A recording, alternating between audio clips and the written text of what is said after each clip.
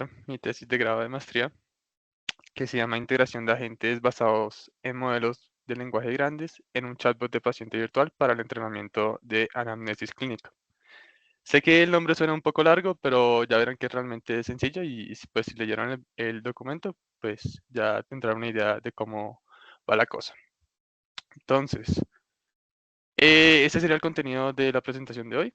Comencemos si quieren con la introducción y el contexto. Bueno, yo creo que ustedes ya, pues me imagino que han ido al doctor, al médico, ¿no? A una consulta clínica donde, bueno, ya sea por un dolor o por un chequeo que se están haciendo con el doctor. Y el médico, pues les comienza a hacer unas preguntas tipo entrevista, ¿no? Entonces le hacen preguntas de sus datos generales, ¿no? De la consulta actual, de qué le está doliendo en este momento. Y bueno, esto en realidad tiene un nombre, se llama una historia clínica o anamnesis. Y es básicamente una evaluación que le permite el mapeo completo del estado de salud del paciente. Y bueno, realmente este procedimiento de historia clínica es muy utilizado en la medicina, o bueno, por los médicos, realmente se utiliza casi todos los días. Entonces es una práctica o una habilidad que se debe desarrollar durante la carrera de los estudiantes de medicina, ¿no? En el campo de la salud. Es una habilidad pues fundamental y que de hecho pues en el pensum se tiene en cuenta esta habilidad para los estudiantes. Sin embargo, hoy en día aún se utilizan metodologías un poco tradicionales. Por ejemplo, hay prácticas entre los mismos estudiantes, donde un estudiante se hace pasar por el paciente y el otro por el doctor, y bueno, se hace la conversación o la anamnesis. Sin embargo, eso trae problemas. Se puede imaginar que como son estudiantes, pues no tienen experiencia aún y pues termina siendo una experiencia poco realista y poco sí, realista para desarrollar la habilidad como tal. Entonces los académicos, lo que ellos hicieron, los profesores pues, del campo de la salud, es crear algo que se llama los pacientes estandarizados. Estos pacientes, imagínense que son actores, ¿no? Que tienen un guión, un script, y bueno, son profesionales, entonces tienen unos beneficios, ¿no? Que puede llegar a ser una experiencia mucho más realista, ¿no? Puede tener una retroalimentación inmediata y debido a que son estandarizados, es decir, siguen un guión, pues se asegura que todos tengan pues, la misma dificultad, ¿no? A la hora de hacer la entrevista los estudiantes. Eh, sin- Bueno, sin embargo, se trae unos contras de esos pacientes estandarizados. Lo primero es que son costosos, ¿no? Pues son personas, hay que pagarles un salario o pues un porcentaje por hora. Lo segundo es que pues la logística de un paciente estandarizado puede llegar a ser bastante compleja, ¿no? Y lo tercero es que aunque sean pacientes estandarizados, pues siguen siendo humanos y pues pueden haber errores humanos que pueden llegar a ser em, pues molestos para los estudiantes, ¿no? Entonces la otra solución que se propuso más adelante fue con la tecnología, entonces lo llamaron pacientes estandarizados virtuales. Y bueno, esto, el mayor beneficio que esto trajo fueron la reducción del costo, ¿no? Menos eh, cantidad de estos costos eh, y ofrece un ambiente seguro y cómodo para el estudiante. Sin embargo, se pierde mucho ese realismo, ¿no? Que traía una persona, pues, real, ¿no? Ya que estos pacientes virtuales usualmente son sistemas bastante sencillos, donde el espacio de preguntas es limitado, ¿no? Entonces, no se pueden hacer todas las preguntas que tú quieras, sino que hay un espacio limitado. Y bueno, antes de seguir, uno se puede preguntar si realmente esto de desarrollar la habilidad de los estudiantes es muy importante, esta habilidad de la historia clínica, ¿no? Y realmente la respuesta es que sí, sí es muy importante y los datos lo demuestran. Por ejemplo, acá tengo algunos que dice que el 80% de los errores críticos causados son causados por la mala comunicación entre el paciente y el doctor. Otro dato es, pues, es el 71% de los casos en los que los pacientes no siguieron el plan de atención del médico se debieron a desacuerdo o a falta de comprensión de las instrucciones del médico. Entonces la idea es, pues, es poder reducir esto al máximo, ¿no? La historia clínica, pues es algo que se practica todos los días, ¿no? Cuando llega un paciente, entonces realmente sí es fundamental que los estudiantes de medicina desarrollen estabilidad comunicativa. Y bueno, si se dan cuenta, esto es una oportunidad de oro para los LLMs, ¿no? Los LLMs sabemos que dan respuestas muy parecidas a los humanos, ya que han sido entrenados pues con una gran cantidad de datos del Internet que son generados por nosotros. Entonces ya conocen muy bien esa distribución de nosotros, ¿no? Pueden responder muy parecidos a nosotros. Y estos, acá tengo un paper, pues sí, un paper donde los autores desarrollaron algo parecido a lo que nosotros estamos haciendo. Ellos lo que hicieron fue un chatbot con dos prompts. Un prompt de comportamiento en donde eh, ponen el comportamiento de la persona o datos generales de la persona, como por ejemplo la edad, el nombre, la actitud, ¿cierto? Y un prompt de enfermedad donde ya ponen como tal la información sistemática sobre la historia del paciente. Y realmente tuvieron buenos resultados. Sin embargo, tenían varias limitaciones, que uno era la pérdida de memoria a largo plazo, y lo segundo es que como estamos utilizando ChatGPT o GPT por detrás, el rol del paciente se perdía y volvía al rol de asistente. Entonces, bueno, tenía esas dos limitaciones que encontraron en ese paper. Nosotros lo que nosotros proponemos son los agentes generativos, que ya es el siguiente nivel. Y ya les voy a hablar un poco más sobre esto más adelante. Listo, entonces los objetivos de acá, de nosotros, es explorar el potencial de los agentes basados en LLMs para la práctica de toma de historia clínica, ¿no? Ese es el objetivo general. Y el más específico es diseñar un agente de paciente para anamnesis con modelos de lenguaje grandes, utilizando la arquitectura de agentes generativos. La segunda es diseñar una interfaz gráfica como una herramienta que les ayude a los profesores y a los estudiantes a entrenar estabilidad. El tercer objetivo es implementar 3 casos de pacientes y un caso personalizado. Y el cuarto sería evaluar la efectividad del agente generativo a comparación pues, de estas otras soluciones que les mostré. Listo, hablemos un poco ya de la construcción del chatbot como tal. Y bueno, antes de entrar a la construcción, primero hay que definir qué casos clínicos vamos a utilizar, qué casos clínicos pues, va a tener el chatbot. Entonces, en este caso, implementamos tres casos, uno de diabetes, uno de dislipidemia y otro de dolor articular. Digamos que nosotros trabajamos de la mano a una docente de la Facultad de Medicina de los Andes y ella nos dio pues distintos casos clínicos, los cuales son utilizados hoy en día pues por estudiantes de medicina para entrenar la habilidad de la historia de toma de la anamnesis, ¿no?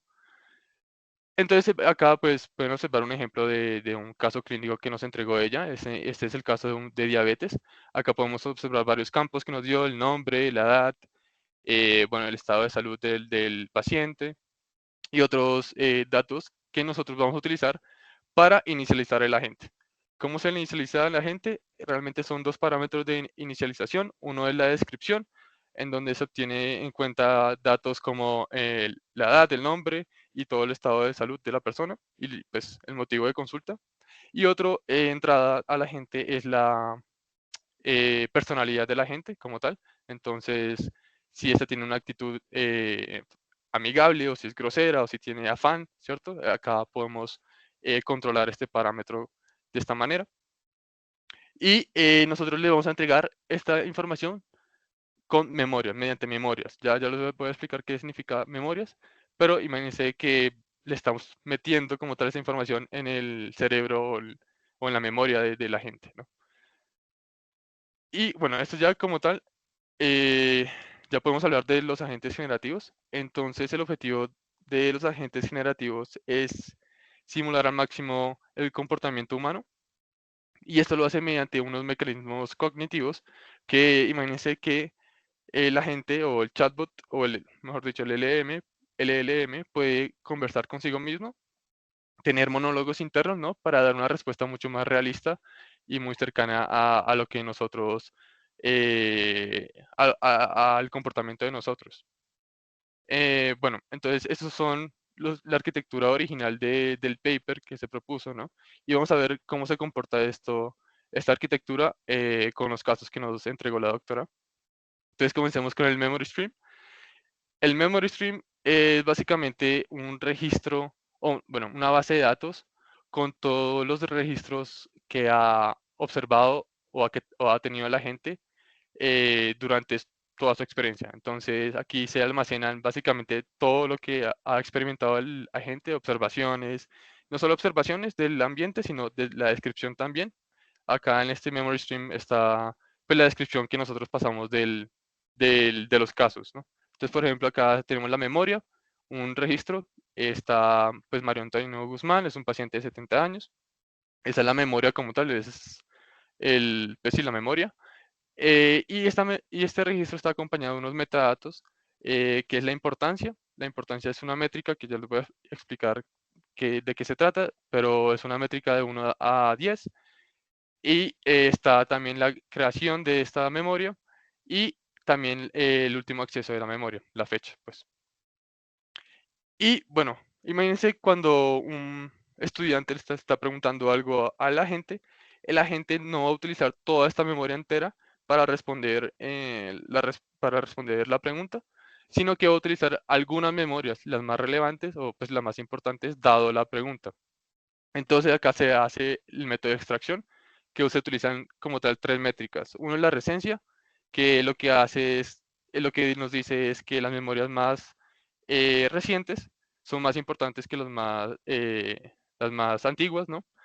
La otra métrica que les mostré que es la importancia, esa métrica se la da el mismo LLM a la memoria, a la experiencia, sí, pues a la observación. Y la tercera métrica es la relevancia, que es un producto punto, que es una similitud coseno, ¿no? Entonces se puede imaginar algo como RAG, si están familiarizados con RAG, pues se utiliza un modelo de embeddings por detrás y convierte esto a vectores y se hace el producto punto. Estos tres dan un score, la suma de estos tres, y de esta manera podemos sacar pues, el top K de las memorias más importantes dado la pregunta, que se van a utilizar como el contexto. Luego está el mecanismo de reflexión, que esto le ayuda a la gente a sacar conclusiones sobre sí mismo. Entonces, por ejemplo, si el paciente, digamos que la gente ve que el paciente hace ejercicio todas las mañanas, come frutas, se duerme temprano, él puede inferir que es un paciente saludable, ¿no? Que vive un estilo de vida muy saludable. Y pues esto ayuda, es bastante relevante a la hora de hacer pues, la anamnesis. Esta importancia, este mecanismo se activa acá, no está siempre activada, sino que se activa cuando la importancia acumulada supera los 20 puntos.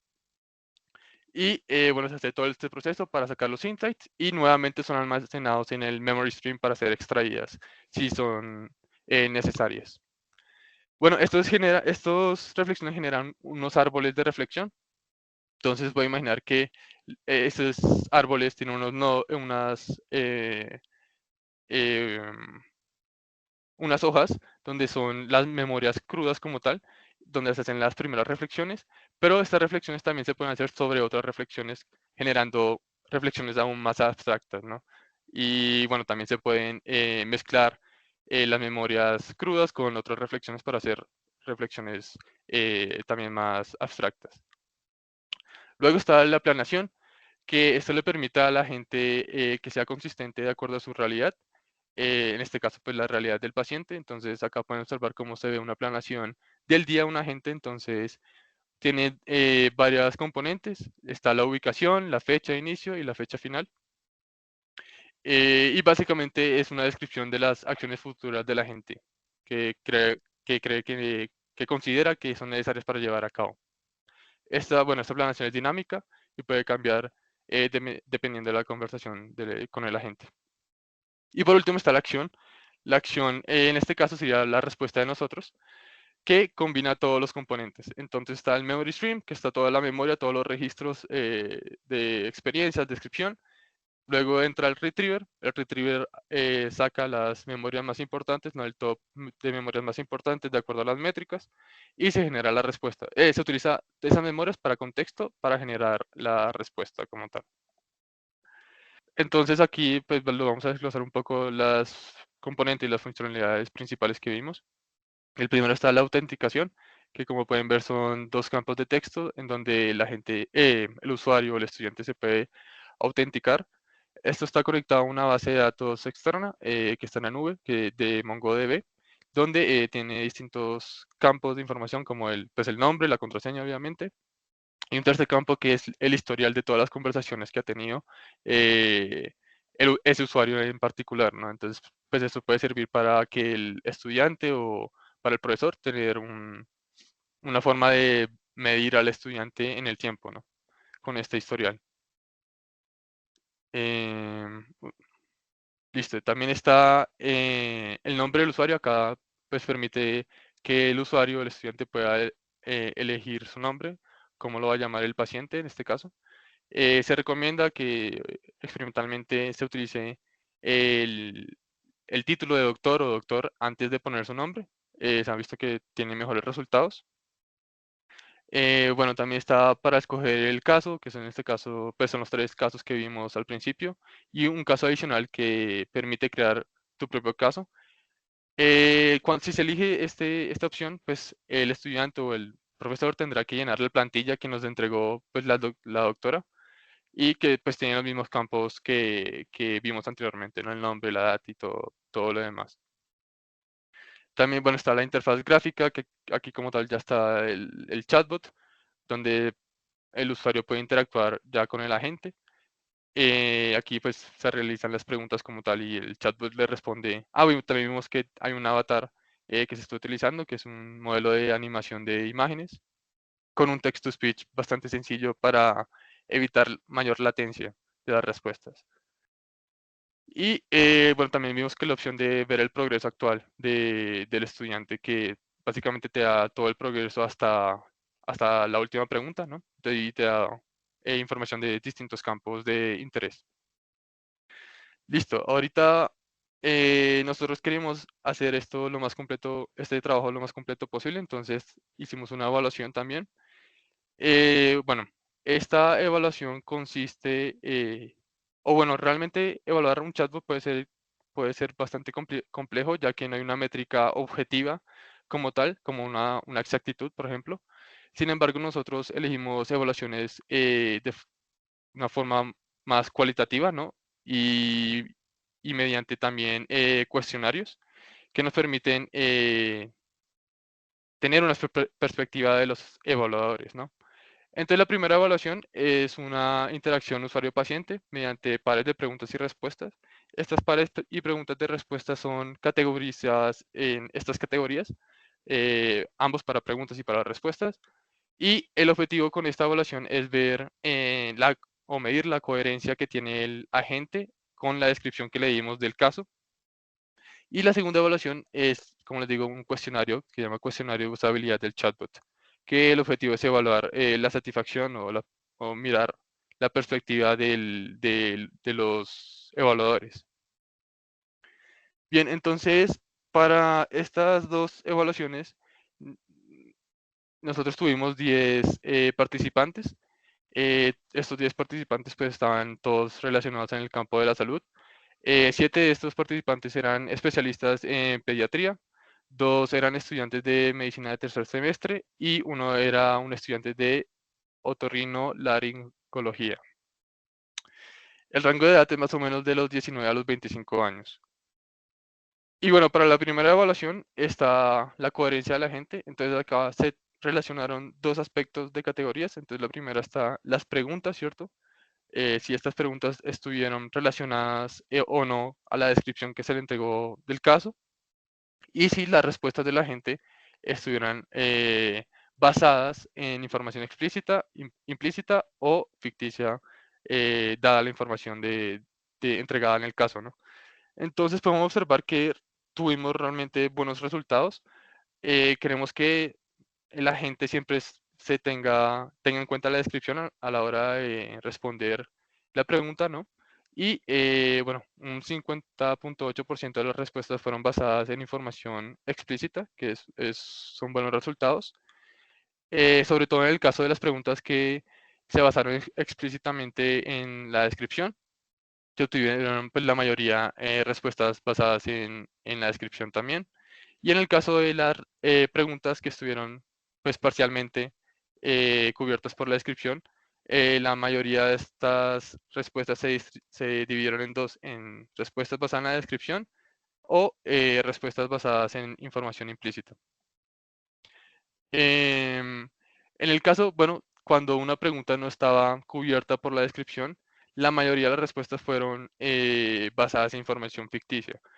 Y uno puede pensar que al principio esto puede ser algo malo, pero realmente no es algo así, ya que esta información ficticia puede llegar a ser buena si no tiene esta información o si esta información es pasada por la descripción, pero puede llegar a ser plausible, no puede llegar a ser correcta, dado el caso del paciente.